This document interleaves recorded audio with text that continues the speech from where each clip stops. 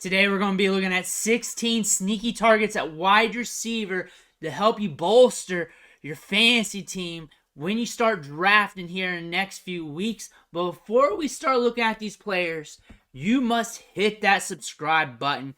Give that a good tap because I'm going to be helping you out with your fantasy teams all year long and into next year, because there's also Dynasty and Devy. It's non-stop action here with the fantasy football analysis. I got John Cena back here watching you, making sure you do it. So don't forget to hit that subscribe button. But let's look at 16 sneaky wide receivers to help build your fantasy team, help you get to the championships, and we got a ton of them to look at today. So we're going to start off with Nico Collins, valued at wide receiver 55 per underdog ADP. He's fallen into the double-digit rounds, very cheap, and sometimes he goes even cheaper in drafts because that's what I've seen personally, because I'm drafting every day. That way I can make that content for you guys. But the things to note about him, last year, 20% target share, 30% share of the air yards, and he gets a lot of targets downfield. The thing about this is he's got a better quarterback now, even though it's a rookie with C.J. Stroud. You just can't get much worse than what they had last year. C.J. Stroud can sling it deep, and not only that, he has deep ball accuracy. So we're going to see air yards mount up. So as long as Nico Collins is healthy on the field running routes, you're going to see him run downfield and get targeted downfield. So that's going to give him splash performances. It's going to be volatile. Wide receiver 55, expect volatility. And you're going to want that on the back end of your roster anyways, because you're going to have him as your 5th, 6th wide receiver, depending on how your build's going, depending how deep you went at wide receiver. But that upside's going to be grand. And DFS, how he's played there and how the volume's going to be in the offense, you're going to have some spike weeks there that you can capitalize off of. Next wide receiver we're looking at here is Zay Flowers. Wide receiver 46 in ADP. The Ravens drafted him in the first round for a reason. He is going to see deep targets. 13 ADOT on his career. He had seasons of over 15 over at Boston College. So you're going to see him run deep down the field. The Ravens know that. We know that. The stats say it. We saw it on the film. He's also a nuanced route runner. He's got a lot of dog in him at the point of contact too, and at the catch point. So this guy's a very assertive player. So there's a good chance that he becomes productive, if anything, due to how this offense is ran with a lot of targets going to the tight end, a little bit run heavy. Even though things could change with Todd Monken, we could expect a more faster-paced offense, which could allow for more passing. Zay Flowers could at least have some spike weeks this year, which shouldn't be surprising considering how he plays, considering how they do like to throw it deep, because Lamar Jackson likes to throw it deep. Remember, he's the guy throwing the football, and he does like to throw it deep multiple times in just about every game.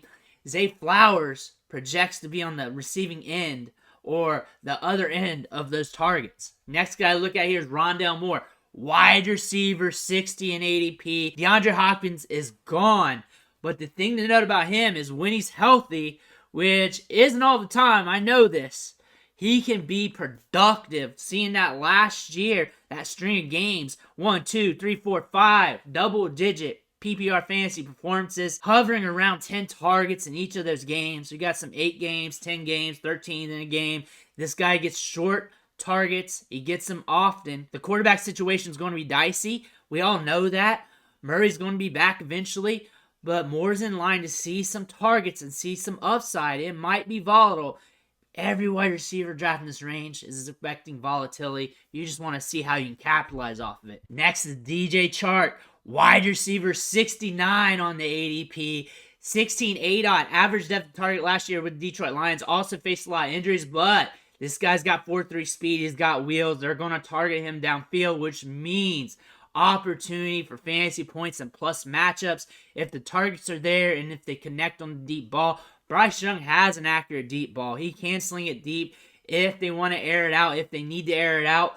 That might be happening. Him running 9 routes and just bringing a couple home, that's volatility. That just screams volatility. But when you're this cheap in drafts, that's what you're looking at. And volatility on the upside means you're winning fantasy weeks. So I'm looking more of a DFS play, but also a guy that you can go after late in your drafts if you're looking for that top tier portion of the volatility. if you're looking for the top tier portion of the volatility spectrum. He had 60 games of 70 air yards last year, so he can rack that up. He's a year removed from that, so you should expect some sort of deep targets on a weekly basis if he's on the field. Next, we're looking at Gabe Davis, wide receiver 39. Talking boom bust here. This guy is the boom bust wide receiver candidate on the Bills offense. You want pieces of the Bills offense. 90 air yards per game last year and a 28% share of the air yards last year. Getting deep targets, and when he connects on those, he scores big. You want the top tier of those points on those games. You want to hit on that, and those are going to help you win some weeks. You're also going to have those low games when that just doesn't happen. But again, wide receiver 39, you're looking at that top end of the volatility here on the spectrum. Very boom bust. Again, a sneaky team when you're building your fantasy team. Next, we're looking at Rashid Shaheed, wide receiver 72 in ADP, 6.4 yards after the catch per reception. We got Derek Carr there. Michael Thomas is trying to make a comeback. We might see more volume in the passing game, but there was a run where he was productive last year. You can see it in the fantasy points here. You got a few double-digit games in the start and end of the season. When he gets his opportunity, he can make some splash plays for you. Might be a guy you're looking for off the waiver wire sometime this year. A guy you need to think about because of the opportunity and air yards going into this offense. Next is Curtis Samuel, wide receiver 75 in ADP. A guy you're getting on the cheap, but had an 18% target share. 71.2% of his snaps were in the slot, which is a money position for him, especially with Sam Howell there. Could be getting some extra targets. Has some upside. 4.3 speed. He's had an extensive injury history throughout his career, so that's part of it, but all that's baked into the price. He's free. We got a little bit of upside here. We do have some other good wide receivers in the offense. However, you're getting an 18% target share range here, and you're getting him in the slot with a quarterback that might pair well with that. You also got a speed to bank on for them high-end, volatile games. Going on to the next one, Quentin Johnston, wide receiver 42 ADP. A lot of people are going to be drafting him.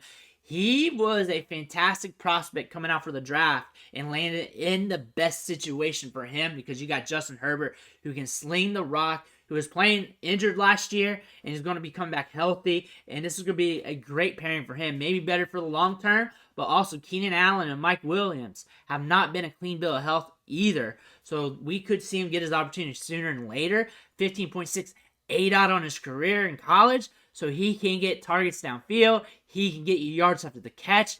First-round wide receiver. And a guy that's going in the middle to late rounds where things are starting to get a little bit dicey at wide receiver. And if you want to shoot for upside, Quentin Johnston could be a sneaky bet for you. Next guy we're looking at is Tyler Boyd.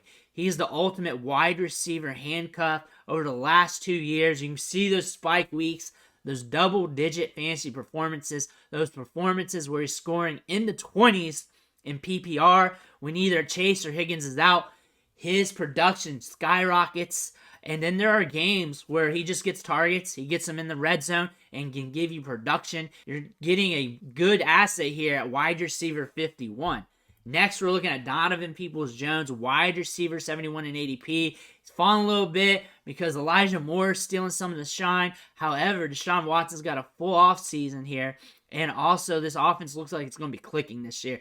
Look back at the minicamp clips. Guarantee we're going to hear more when we get to training camp. But 10 double-digit games last year. He was productive. He gets downfield and gets air yards. That's going to allow him to have some spike weeks and have some of these games like this. Again, very cheap for the price tag and what you could potentially be getting. Again, talking about Elijah Moore, he broke out as a rookie with the Jets, had a bad year last year, but is a very, very good wide receiver prospect. They're going to use him in the slot and move him around a lot in the offense. Coming out of Ole Miss, had a very good collegiate profile with an age 19 breakout age and was very productive.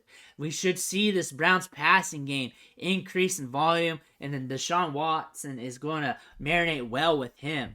Going over to the Packers with a rookie wide receiver, Jayden Reed, wide receiver 73. So again, another free wide receiver. 239 vacated targets in this offense. Those targets are going to other teams, and someone has to take those targets. Is it going to go to the other young wide receivers, or is Jaden Reed going to step up? Second round pick. He broke out with 2 different collegiate programs. Age 18 breakout. Was productive early in his career. Was productive often. Watch his tape from college. You're going to see a nuanced route runner. Can get downfield and has good ball skills. I think Big Draft slept on him, and the Packers scooped him up in the second round. This could be a huge value for the Packers. Let's see how this is going to materialize in the short term and the long term. Next, we're looking at a crowd favorite, Jahan Dotson, wide receiver 38 in ADP. I think the price is going to climb here as people start to look back at him. He did outscore Terry McLaurin in a lot of games last year. 5 games, 6+ targets, 14.6 fantasy points per game in his last 5 games. When he's on the field and he's healthy, he's getting targeted and he's scoring fantasy points. And you're getting him in the middle rounds. He's one of those bets a lot of people are taking because of that year 2 bump in production they're hoping he gets. Looking at JAKOBI Meyers with a new team with the Raiders, being drafted at wide receiver 58 in ADP. But last year with the Patriots, 23% target share, 29% share of the air yards. With the Pats, good market share production there. 70% of his snaps were in the slot. Jimmy Garoppolo, Devontae Adams is there. Adams is going to soak up targets as he should. Jimmy Garoppolo, we got to see how this marinates. But again, you're looking at a wide receiver who should get some target share, get some opportunities, some targets downfield, some targets in the slot, moved around a good bit, used on the outside as well because you got some other wide receivers you can put in the slot along with Adams, along with Renfro. You got some other bodies there. But again, Meyers has proven to be good throughout his career, but the volume is probably going to be very similar to New England, if not less or similar. But again, wide receiver 58 is dirt cheap when you're looking at wide receiver price tag. Again, Mike Evans, wide receiver 35 in ADP. And the thing is, when you're getting in drafts, you're looking at ADP numbers, but in some drafts he falls. He falls hard. And maybe wide receiver 40, wide receiver 45, and you're just playing chicken with him. Everyone's playing chicken with Mike Evans. But even with Baker Mayfield there, he throws a lot of YOLO balls downfield. 20% target share he had last year, 36% share of the air yards. He is a deep threat. And if you have a quarterback that closes his eyes and throws it deep, was 6th in deep ball attempts last year, deep ball attempts per game, you're looking at a wide receiver that could have those spike weeks. Wide receiver 35, being valued as a wide receiver 3 or pushing wide receiver 4 pretty much. You're looking at a guy that could be a cheap get. He was 3rd in deep targets last year. Deep targets, when they're connected, scores fantasy points.